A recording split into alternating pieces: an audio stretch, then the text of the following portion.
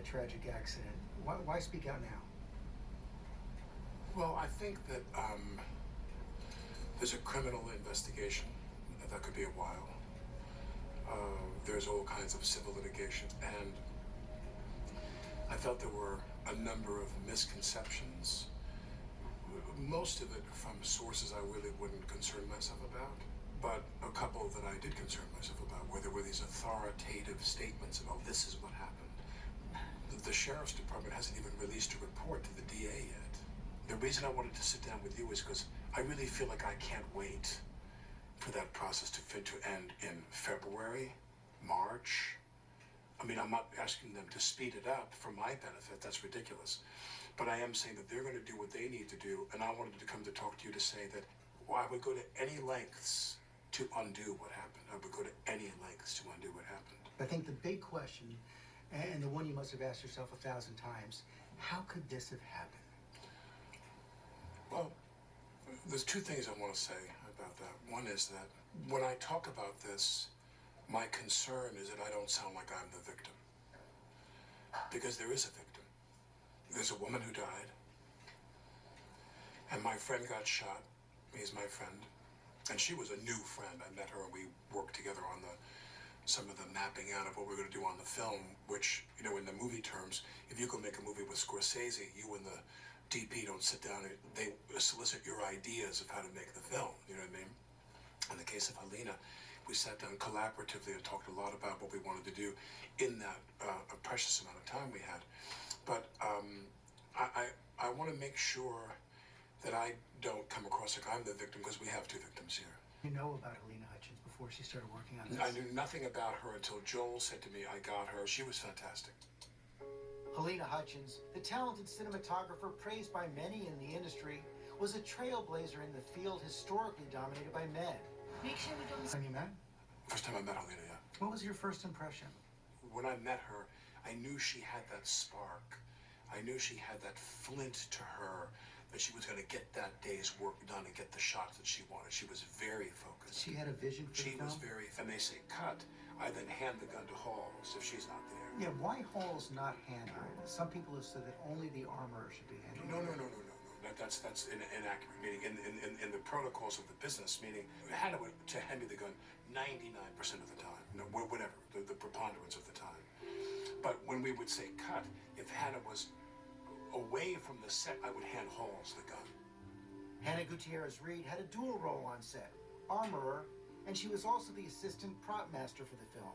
One of the things her attorney has said is that she was hired for 2 positions on the film and therefore was stretched in an inappropriate way. Did she raise any of those concerns with you?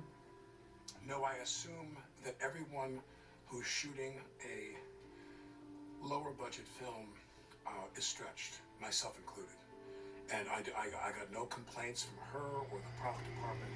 I'm not sitting there when I'm getting dressed and ready to go do a scene saying, oh my God, the prop woman seemed very harried today. I didn't get a sense of that from any of the people on the film.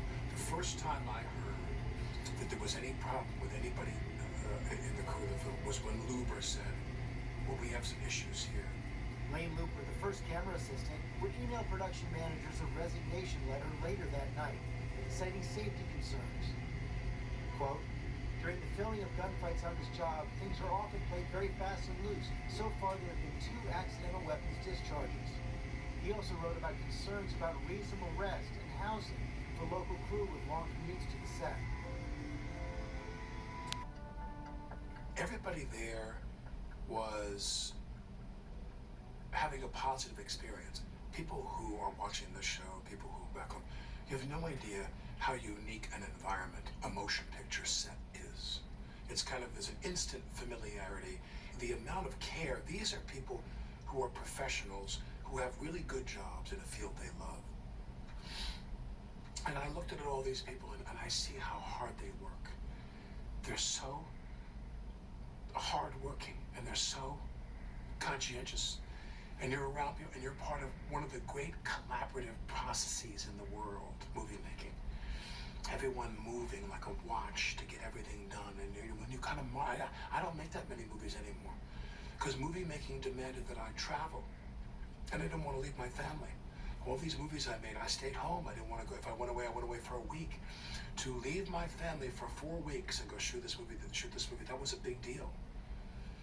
And I'm sitting on this pew. And so help me God.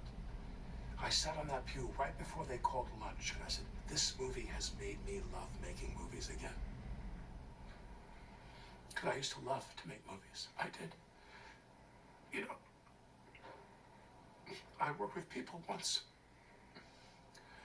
I was going to do the movie The Edge. And they called me and said they got Tony Hopkins to do the film. What do you think of it? Yeah, look, if we're here. And I started sobbing. I just started sobbing because I thought, oh God, I'm gonna have a chance to work with this guy. Any chance you can go easy on me?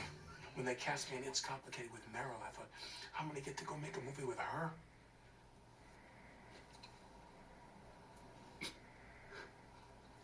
You know, sorry.